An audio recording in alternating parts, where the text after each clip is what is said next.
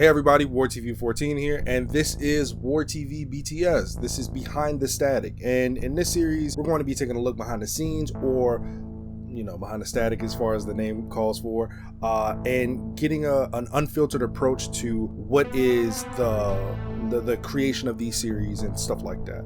I do have words and script here, so I will be going off back and forth to get you to really stay on task with me and keep me on track. But I really do like the approach that this series will allow you to have. And in this season, we're taking a hold and a look back at Wakanda Forever. Yeah, Wakanda Forever behind the scenes.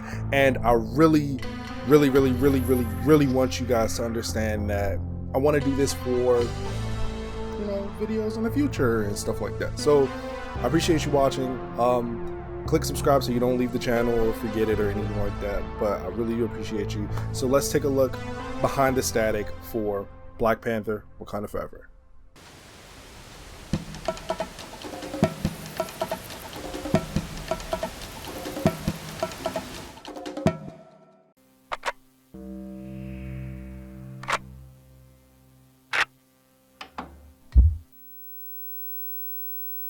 Okay, so it's October 4th, I believe. It's October 4th, it's Tuesday, and I pretty much said, hey, this thing here, this video, yeah, throw that to the side. That one, that's in the trash, but this one is the one that I'm focused on right now, because the movie comes out on November 11th. That gives me a little over a month to crank out. So right now, well, yesterday, I actually did the rough outline. Like when I say rough, I mean very rough. Getting the story beats that I wanted to attack in the video. And so now I'm going through the full script. What I want in the video if in its perfect form. And then do the painstaking action of destroying and chopping away of all the pieces that cannot be done in a timely manner. That is the crux of how I create. It's like, hey, all these huge projects that can't be done because realistically it's impossible to do it to hit this certain due date, and I still have to do very heavy VFX for this project, and I don't want to miss out on the film and how much the first one changed for my channel and myself. And I definitely want to do this as a love letter to Chadwick Boseman and his performance in the world that was created all those years ago, 2018, I believe. Yeah.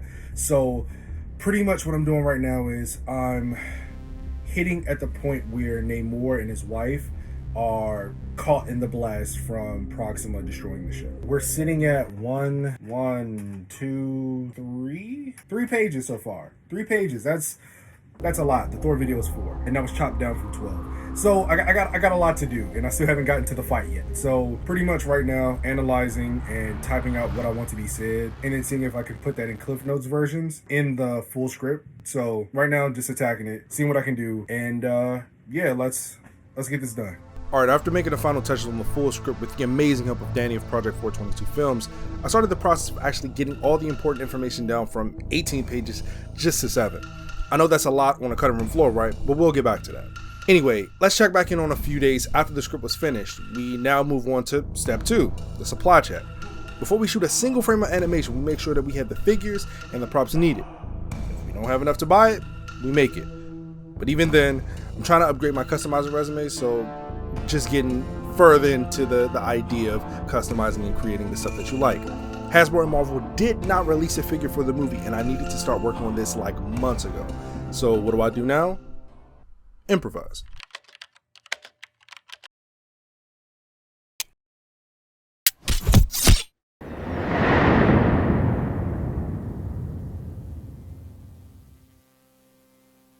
So I just spent the last 3 hours or so, actually yeah, like 3 hours, trying to get the hands right, because I'm using the Lynx figure from the Fortnite Marvel Legends series. And the way that they have their hinge system to work, it's not built for interchangeable hands. So when you pop them off, usually there's supposed to be a hole in the wrist.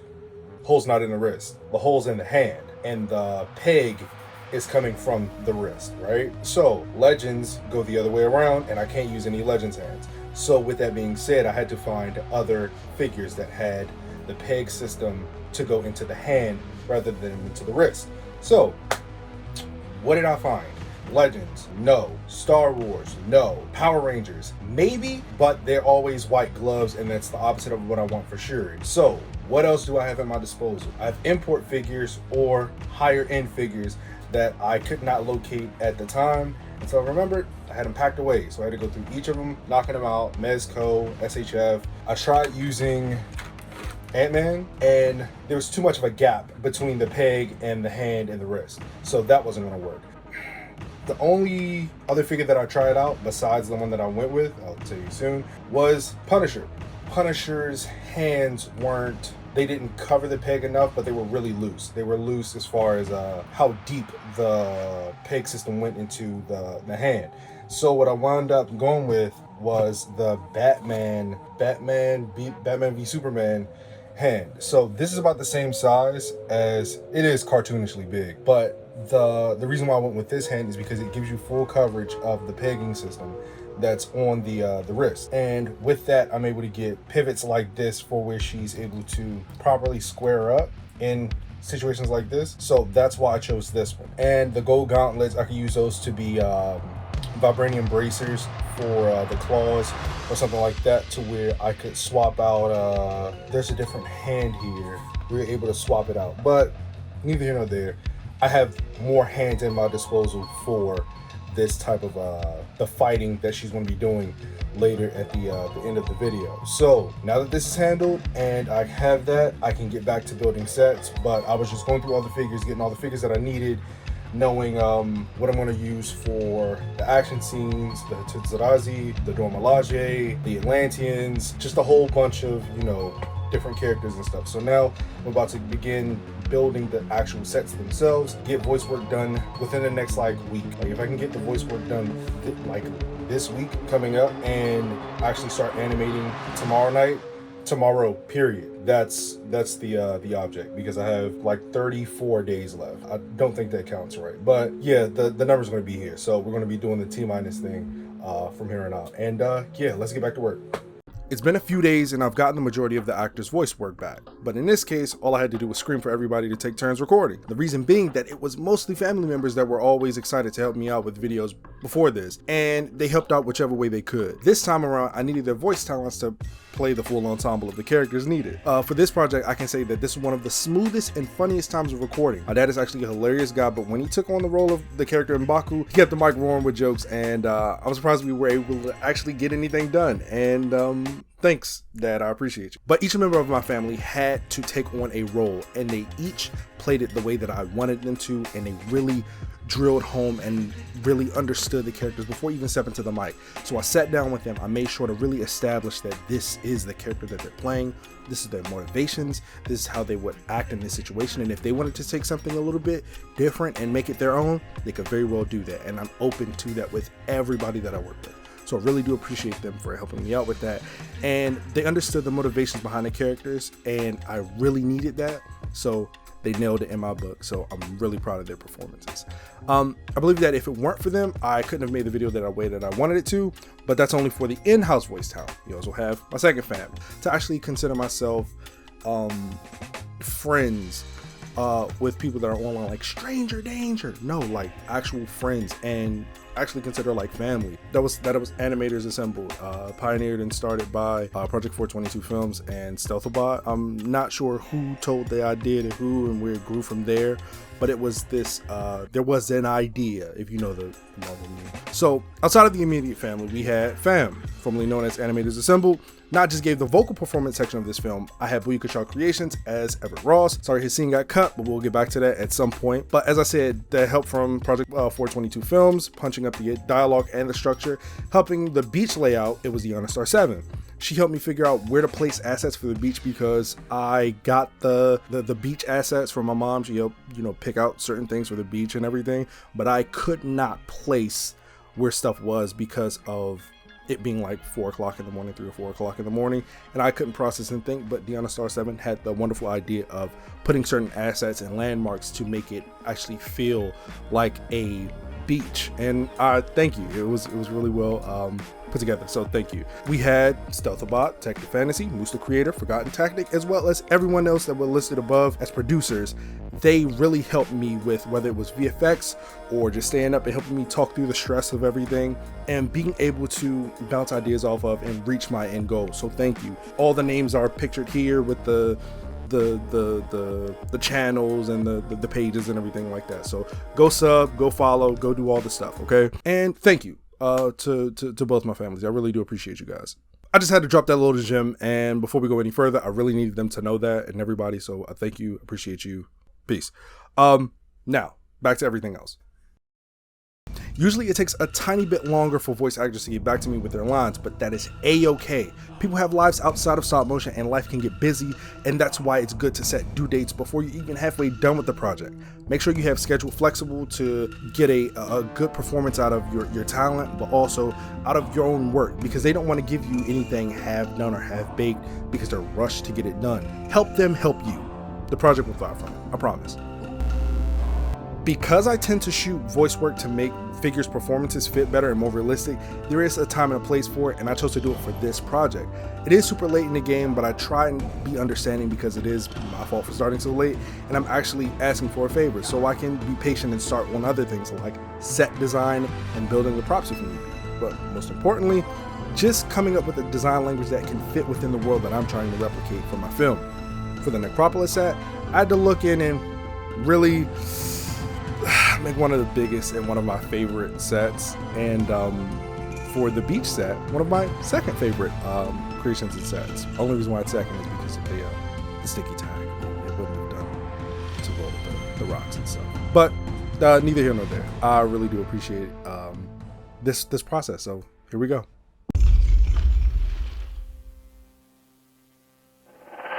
Okay, so I'm putting together the set for Wakanda Forever. I'm just trying to figure out what I want to do. I have a glass plane that I want to use, but I'm not too sure about what I want to do. So pretty much what I came across, and shout out to Mom. She had this somewhere. It's a candle, a wax thing, a whole wax and stuff like that, and it looks pretty good to fit the aesthetic of royalty and all of that stuff. So pretty much what I want to do is I want to be able to put one of my LED lights in here, but because it doesn't fit the same socket, it's not going to work. So what I came up with was taking this out, and once I take that out, I'll be able to put in the light to diffuse here and go up and light the way that I want it to. So let's see how that goes. So I have to take these prongs out, but I think I might just pry it out with a flathead and be able to fish the light bulb through to get what I needed to do. And here we go. The diffusion works. Able to pop it in from behind there, and it works like a charm.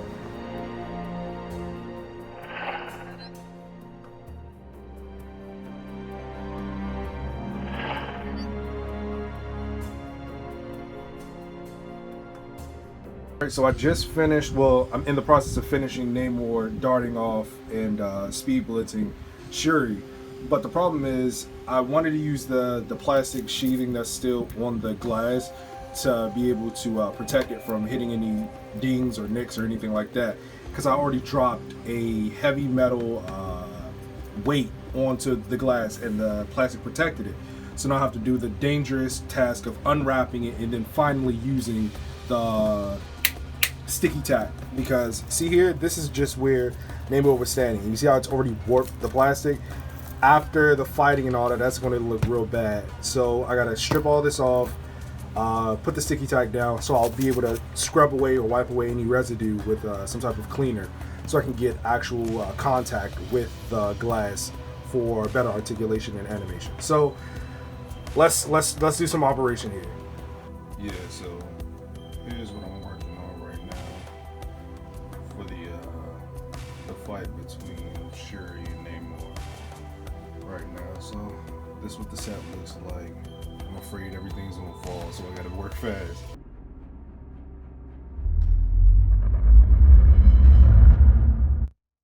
Okay, so currently working on the beach assets for it to be the last day of shooting. I had some problems yesterday, so what I'm gonna try to do now is I actually got help from DNSR7. Check it out right there.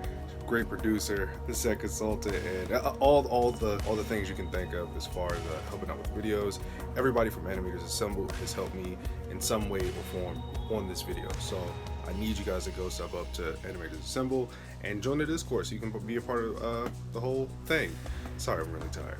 But yeah, let's get into it. So my initial plan is actually Deanna Star 7. She actually did the full layout of what's going to be happening. So we have the Wakanda in the background. So what I'm going to do is I'm going to make it a highland. So I'm going to have it be propped up on like a tall box, and then have the Wakandan mound and a couple of other buildings that I had built years ago for the first Black Panther video, and use those as background accents for that. Maybe put up some green poster board to key out anything in the background if it becomes too much, if I have to cut it around like weird stuff. But yeah, going down the slopes, we now have a tree line, we have grass, we have shrubbery, we have vegetation, have all of that stuff. This when we cut to like the grass. When we get to the grass, that slowly transitions into the sand, and that's when we get the sand and have a catacornered like corner for the water for where the Talokanil are taking place and coming out of the water. So got to do all of that, get that done, and yeah, I got a cave. I got to build a cave. Got to use some hot glue for that, and yeah, let's get it done. Okay, so I cut like a shopping bag, like a paper shopping bag. I'm using an old background set, and then crumple this up a lot to give it a like a big heel look. Crumple this up, give it that texture that it needs, and putting that over here, draping it down, adding shrubbery and everything else there. The cave is going to go about right here. I just had this extra piece of rug to potentially use as sand, but I think I'm going to ditch it and save it for later for something else. And pretty much this section. Sorry, I got the solar thing charging, so ignore that. So pretty much, for the most part, just getting all of this, like curving it towards the area, so it's looks like it's falling off and not just a hard stop. That's what Deanna Star 7 told me, so I'm trying to follow all of those instructions as much as possible as far as consulting it goes. I'm going to cobble together these, maybe some hot glue, put those right there, and yeah, using this as the seed, and I had something else. So like all these grass, sand, rocks, pebbles of all different sizes and shapes, all the stuff. So just I'm not going to use the actual shells. I'm just going to use the blue pearls for the shoreline to animate that if I can. But yeah, let's get into it.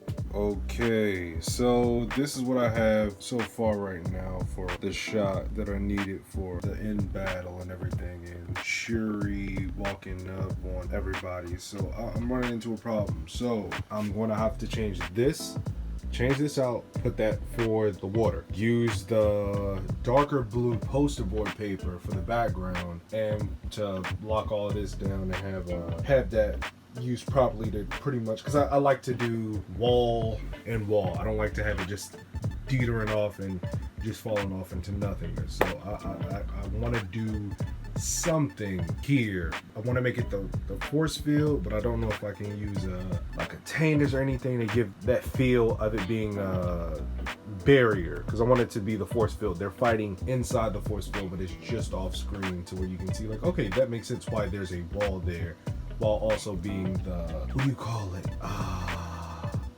end of the set. So pretty much what I'm planning on doing is, because I have more blue poster board than I have of sky blue,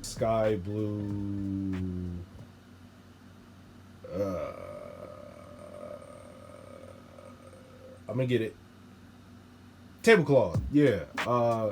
Yeah, since I have more of the dark blue than that, I'm going to put that and swap those out and have the blue poster board for the background on the wall, and put here as the end stopper for the set. I got to pick up all the stuff. I want to slide poster board up under there, but because I didn't really plan it out properly, because the idea was great, but because I don't have as much material to work with, I have to extend the water set and the water fight a little bit further in than was initially planned, because it was supposed to just be in like that little corner bit, and then the rest was supposed to be land. So what I'm going to do is I'm going to do it like an actual beach where it tapers off into the sea, so it's not just sand and then 80 million feet of just great sea. So I want to have it teeter out, and that's why I did it like that, as far as designing the set to just teeter off and go from whole sand, a little bit more gradual rock, bigger rocks, the water's washing up, and then getting to the actual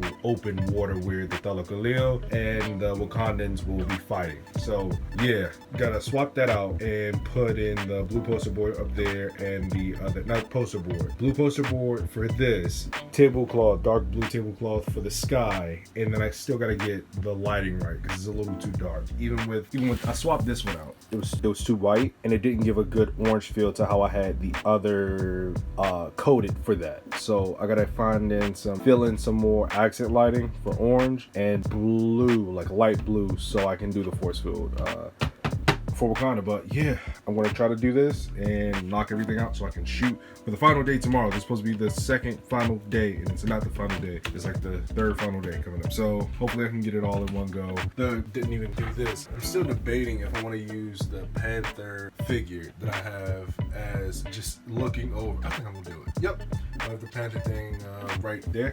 I have it right there, and then have it looking down over. This is just shipping paper, other like dyed rocks. What's this called? Pebbles. Yeah, gellets. So got that. Sprinkled a little bit here so it's not as just I wound up using this extra piece of carpet. So yeah, shrubbery. Let's see. Yeah, stones. These are glass. I know this is called glass something, and I want to use this, but I don't have enough. I want to put it on poster board, but I don't want it to get crammed into the figures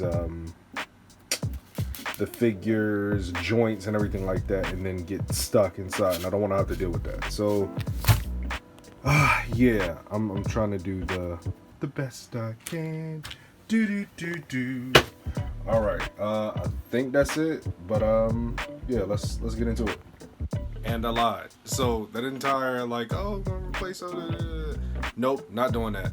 Poster board going up under the rocks. I'm gonna use the tablecloth as the waves pulling in and out, and I think I got a good idea to actually pose the waves crashing up against the force field. So I gotta figure out something to use for the force field, but yeah, I'm using the tablecloth as the animatable waves against the force field, using the poster board as the sea. I still gotta build the dial for the cave where they get back into the cave, so I still gotta do that. Other than that, I think that's good. So yeah, I'm switching up. No, I'm not doing that. Poster boards going down right now.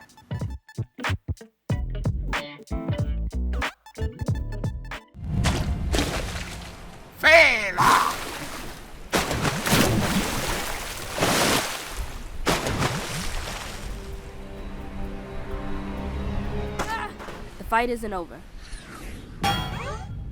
but our interests are redirected. An insurrection has begun.